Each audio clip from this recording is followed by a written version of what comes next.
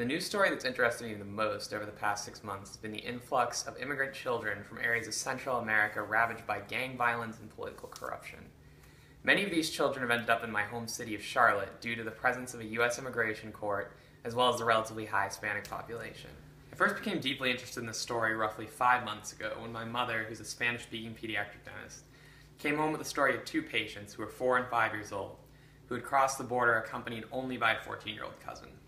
The story of these two children who traveled the entire length of Mexico with no parental supervision piqued my interest in this issue and made it more than just a news story to me. The number of unaccompanied immigrant children detained at the border has increased 117% over the past year.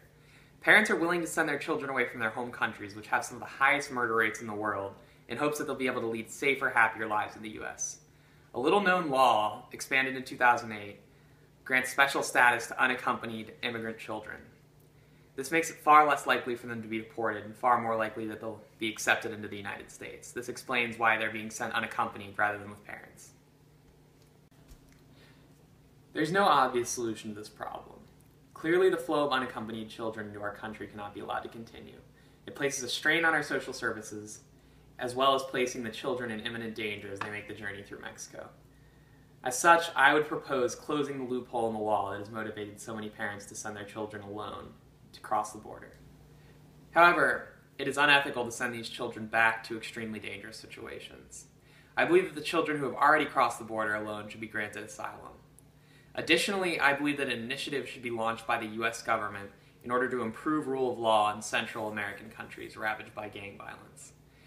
Similar initiatives have taken place in countries such as Somalia, Rwanda, and former Yugoslavian countries through the Department of Justice in the past.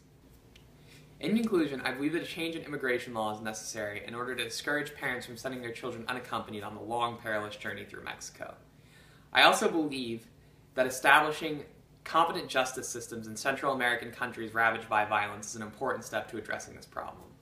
In doing so, we would address the source of the problem rather than simply treating the symptoms.